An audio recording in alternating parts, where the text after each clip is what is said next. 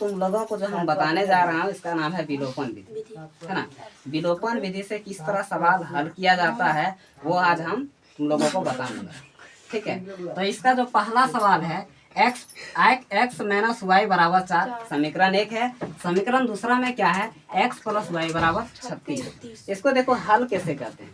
सबसे पहले इन दोनों में देखना है कि कुछ मिल रहा है या नहीं मिल रहा है, ठीक है। जैसे यहाँ पे क्या मिल रहा है x, लेकिन दोनों के आगे क्या छुपा हुआ है, प्लस, है ना, तो उससे कुछ नहीं होगा। फिर यहाँ पे क्या है, दोनों में क्या है y, एक में है प्लस एक में है माइनस, तो ये कट जाएगा ना।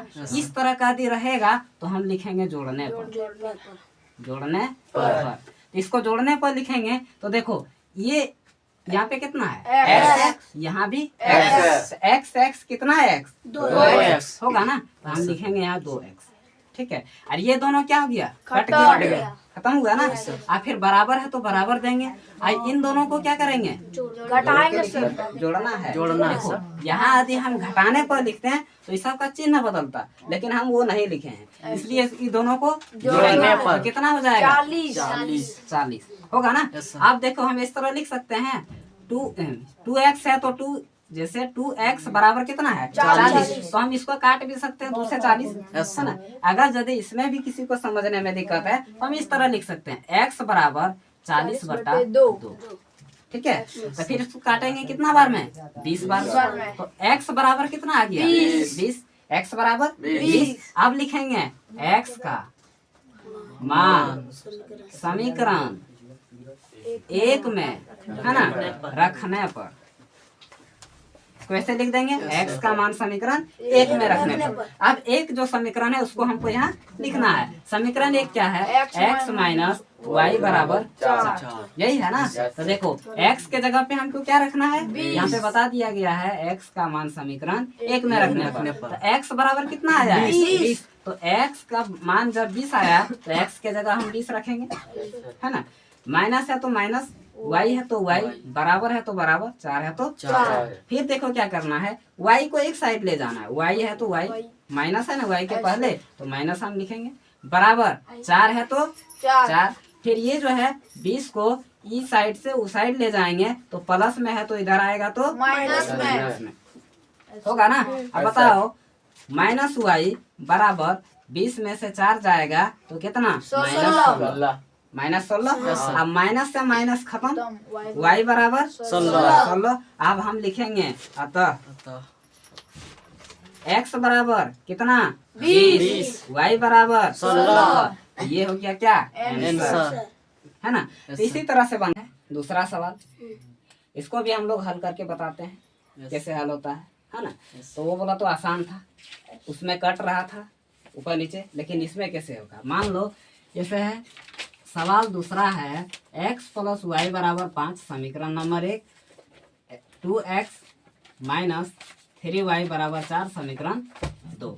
इसको कैसे बनाते हैं, मान लो ये तो नहीं कट रहा है, कहीं पे एक दूसरे के आसपास में एक जैसा नहीं मिल रहा है, तो हम क्या करेंगे, इसको गुना कर सकते हैं। जैसे मान लो इसको हम गुना करेंगे, ये दोनों को पहले एक अक्षर से गुना करना पड़ता है। मान लो इसको हम गुना किए 2 से, और इसको हम गुना करेंगे 1 से, है ना।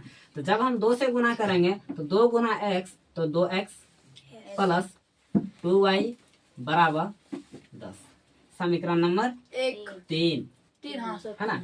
ये किए है 2 ये है तो ये होगा 3। फिर हम क्या करेंगे, किसको गुना करेंगे तो 2x प्लस 3y बराबर 4, समीकरण नंबर 4। अब तुम लोग को लगता होगा कि यहाँ 2 कैसे आया, ये वाला हम 2 से गुना का है किया, ये 1 से गुना का है किए, तो इसमें 2 है इसलिए 2 से यहाँ गुना किए, इसके पास x है मतलब 1 है तो 1 से हम गुना यहाँ किए। और ये दोनों को मिलाने के लिए देखो ये भी प्लस में है ये भी प्लस में है, तो इसको काटने के लिए तो एक को माइनस में लाना पड़ेगा। माइनस में लाने के लिए हम यहाँ लिखेंगे घटाने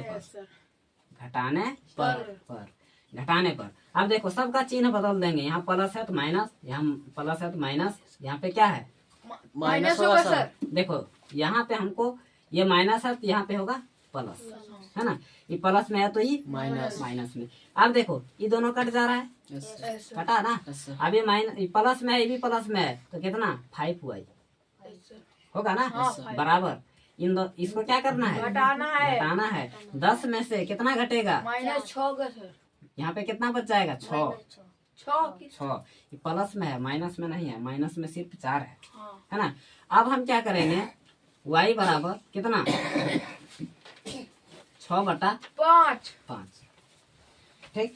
अब यहाँ पे लिखेंगे y का मान समीकरण 1 में रखने होगा ना।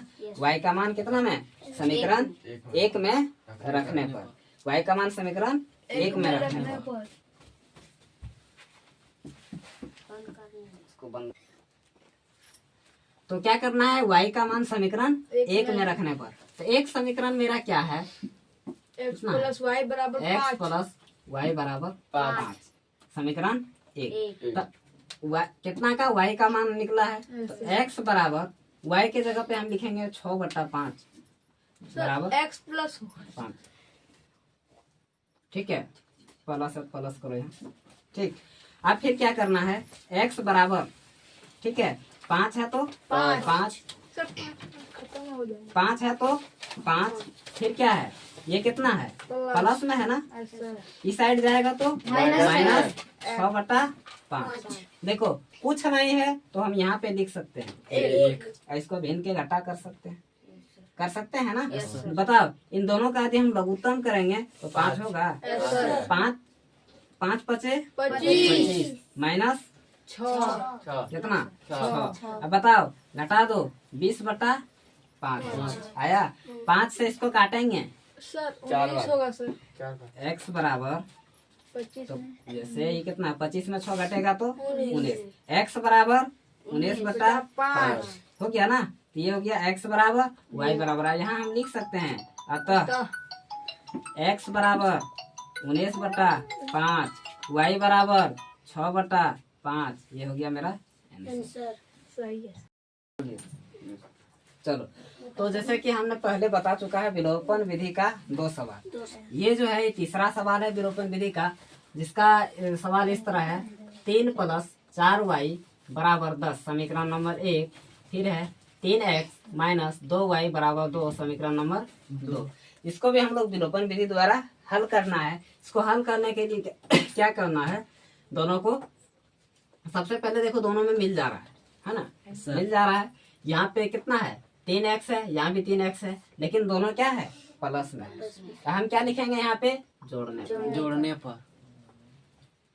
क्या? घटाने पर। इसका चिन्ह को चेंज हो जाएगा। ये प्लस में है तो माइनस में, माइनस में है तो प्लस में, प्लस में है तो माइनस में।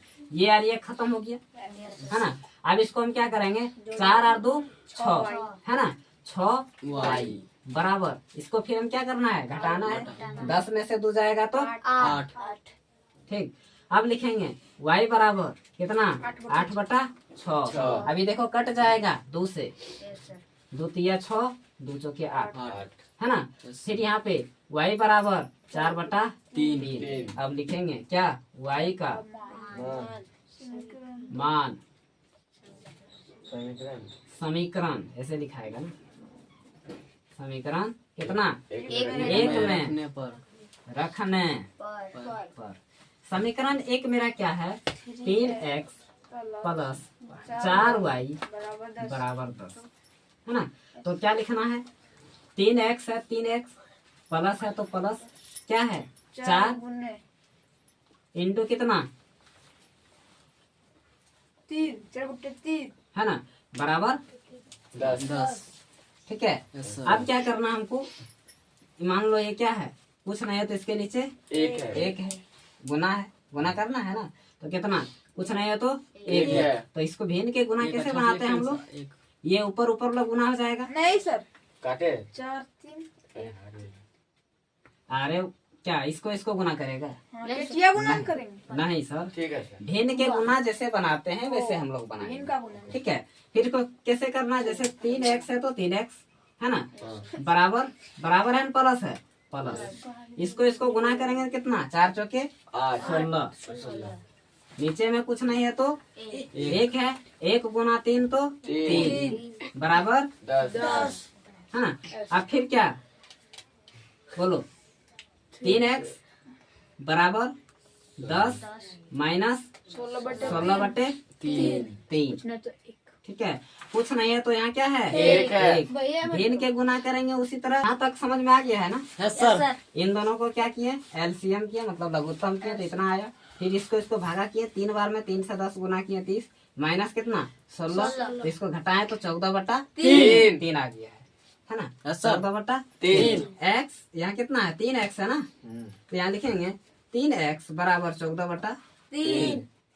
अब क्या करेंगे, यहाँ पे x बराबर 14/3, इसको फिर हम इस साइड ले जाएंगे, क्या हो जाएगा, गुना में भागा में, माइनस में होगा, हम्म इधर आएगा तो माइनस में होगा, क्या होगा माइनस माइनस में। -3 नहीं सर, ये यहाँ पे क्या है, 3 जब भी आता है ये भागा में आता है, ठीक है। इसको x यहाँ पे 3x गुना में है, तो ये जो जब इधर आएगा ना तो क्या आएगा भागा में। तो यहाँ पे भागा हम चिन्ह दे सकते हैं ना। और 3 बटा कितना 1, कुछ नहीं है तो 1। अब इसको बनाते कैसे हैं, इसको पहले हमको गुना में चेंज करना पड़ता है। तो गुना में चेंज कैसे करेंगे, 14/3 है तो 14/3 है ना। ये भागा है तो गुना चिन्ह करने के लिए 1/3 ठीक। अभी तो कटेगा नहीं नहीं ना, तो इसको गुना कर देंगे, कितना हो जाएगा 14।